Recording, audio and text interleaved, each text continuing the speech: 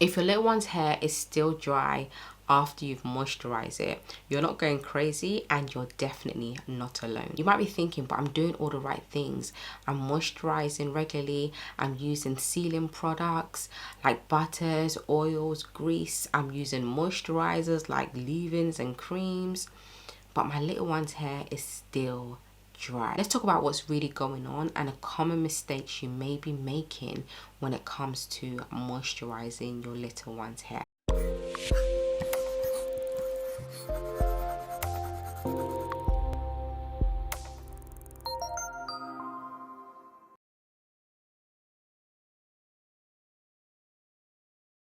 The first reason is not understanding your little one's hair phases. So for example, not knowing that your little one's hair is going to change. That your little one's hair is going to go through a dryness phase. Now the most common times this tends to happen is around the 4-month and the 1-year mark. And this is happening because your little one's texture is changing. Now this phase is a sign that your little one's regimen needs tweaking and other products need to be introduced into your little one's regimen. Other product types that are going to help to meet your little one's current hair needs. Now this isn't a time to panic, mama. This isn't a time to be doing the most, and this isn't a time to be doing nothing. This also isn't a time to be thinking that there's something wrong with your little one's hair, because there isn't. This is completely normal. For example, when my children are going through this phase, I incorporate new product types. So for example, I incorporate a conditioner to use after shampooing. This same conditioner I use as a midweek conditioner only wash, and then I also incorporate new products when I moisturize the hair. So for example, instead of just using at this stage the 0 to 3 month mark, you're using oils and water, for example.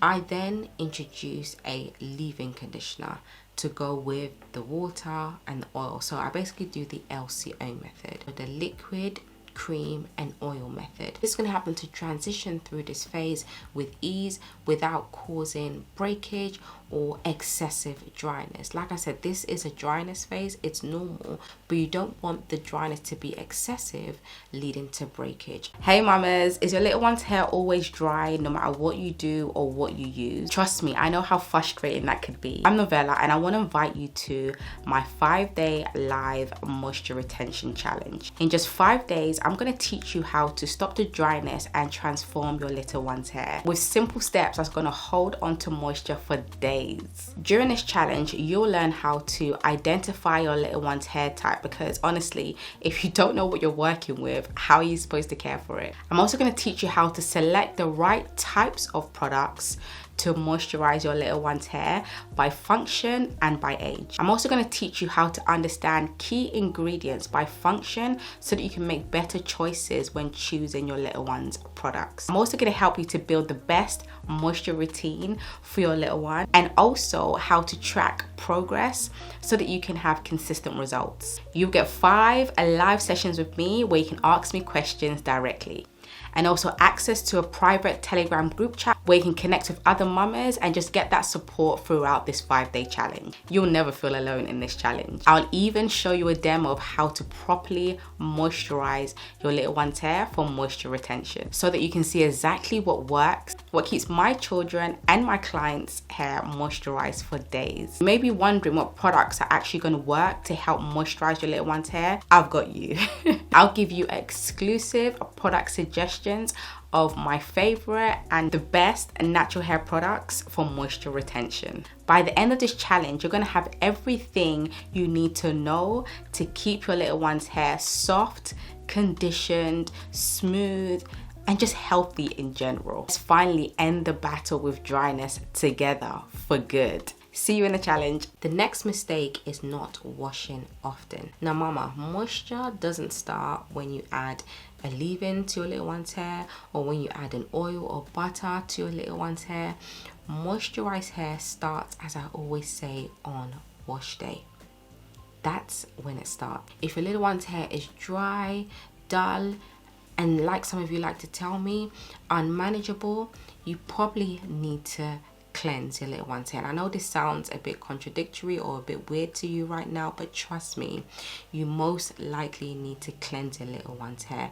You'd be surprised how many hair issues will be resolved by washing your little one's hair more often. And I'm talking about weekly cleanse. The amount of mamas I've worked with that I've literally told them to wash their little one's hair more often, and it's made such a big impact on how much moisturized their little one's hair is, and also how much more healthier their little one's scalp is. Mama wash day isn't just a day to remove buildup, debris, dirt, sebum from the scalp. It also helps reset that moisture back into your little one's hair. It basically gives your little one's hair life again.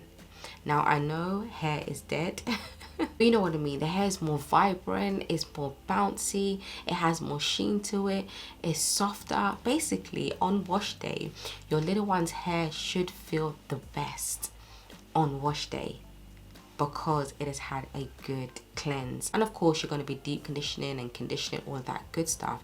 That also helps, but a good cleanse can do a lot when it comes to your little one's dry hair. So skipping wash day for too long, I'm talking about weeks and months, will lead to dry hair. So if you want to avoid dry hair, mamas, wash your little one's hair more often. Next thing is co-washing solely. So conditioner only washing solely. Now mama, look, I know co-washing may sound cute to you or may sound like a dream when it comes to dry hair, but trust me, it really isn't. If that's all you're doing, dryness is definitely going to be knocking on your door. Just think about it. Conditioner doesn't cleanse your little one's hair or scalp. It deposits onto the hair to obviously help to soften and smooth the hair. So if this is all you're doing, this is a recipe for build-up. Eventually your little one's hair is going to be weighed down, feel coated, and of course dry. If you want to co-wash your little one's hair, for example like a midweek co-wash, just be sure that you are washing your little one's hair with an actual shampoo at the end of the week. Now this brings me nicely onto the next mistake: only using a moisturizing shampoo. So basically no clarifying shampoo. And mama, I get it, you don't want to overstrip your little one's hair because of course your little one's hair is already dry and you don't want to make it even more dry. I get it. But mama, if you're never clarifying your little one's hair, you're most likely not removing the buildup that has accumulated over time from their hair and scalp, and this again is a recipe for dryness. Mamas, just remember, all shampoos aren't made the same. Some are more cleansing than others, and that's not a bad thing. That's actually a good thing. You have options. Depending on your little one's hair needs, use the right shampoo. Honestly, mamas, it will solve a lot of your little one's hair issues. The next mistake you're making is skipping conditioner after you shampoo your little one's hair. Now mama, I know wash day is already long and you want to get it over and done with, but skipping conditioner after you shampoo your little one's hair is an actual recipe for dryness. I remember back in the days when my mom used to shampoo my hair, she would not condition my hair after shampooing. It just wasn't something that she did. I don't know why. She would literally just shampoo my hair, blow dry, and then apply grease to my hair. That was it. And my hair was always dry. It was very brittle as well. And for obvious reasons, my hair wasn't conditioned. The thing to remember when it comes to conditioners, conditioners are there to help to soften, to smooth the hair, to help to detangle the hair, to help make the hair feel manageable, and just to prep the hair for styling. Shampoos are there to cleanse the hair, whether thoroughly or not thoroughly, they're there to cleanse the hair and the scalp. Conditioners are a totally different thing, and that's why it must always be used after you shampoo in your little one's regimen. The next mistake you're making is not moisturizing your little one's hair when it needs it. Mama, don't wait until your little one's hair is dry, snapping and breaking before you moisturize it. By that time, you've waited too long. It's important to understand that, you know, everyone's hair needs to be moisturized at different times. Some will need their hair moisturized every other day, for example. Some will need their hair to be moisturized twice a week, and some, for example, may need their hair to be moisturized once a week. And this is why it's important to understand your little one's hair, to have a good regimen so you know when and how often to moisturize your little one's hair. And this is why it's also important to pay attention to your little one's hair, because the hair will always tell you what it needs, especially when it needs to be moisturized. This is why it's also important to understand the current phase your little one's hair is currently in. So for example, if they're in the newborn phase, the hair is most likely going to need to be moisturized, for example, every other day. If your little one's hair is in a dryness phase, for example, as I've spoken about before, you may need to moisturize your little one's hair twice a week. If your little one's hair is in a maintenance phase, for example, once a week may be more than enough for them. So when it comes to moisturize your little one's hair, you want to do things based on your little one's current hair needs. You need to really pay attention to your little one's hair, mamas. Otherwise, you're always going to miss when you need to moisturize your little one's hair. And of course, this is going to create a lot of dryness issues and lead to breakage. The next mistake you're making is using the wrong techniques and the wrong product types. So for example, when it comes to the wrong techniques, you are moisturizing your little one's hair in a protective style. Now, moisturizing in a protective style, yes, it's still moisturizing, but it's not the most effective way. If your little one's hair is in a long-term protective style, for example, that's okay. So for example, like mini twists, of course, you're not going to take it out individually. You're going to moisturize in a protective style.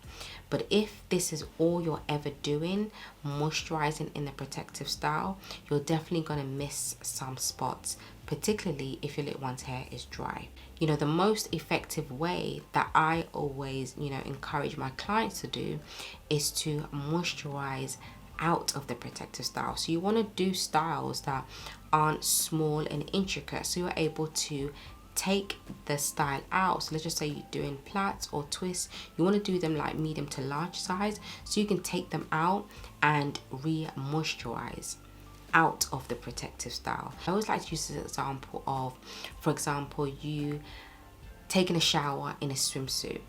If you took a shower in a swimsuit for 6 months, yes, you're having a shower for 6 months, but you're definitely going to miss certain areas. No matter how hard you take a shower, how hard you scrub your body, there are going to be areas that you're going to miss, and eventually it's going to catch up.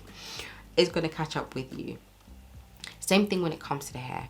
If this is all you're doing, eventually you're going to see that you are missing certain areas. Certain areas are going to suffer dryness, and of course that's going to lead to breakage. The other mistake you're making when it comes to your technique is that you're not moisturizing in sections.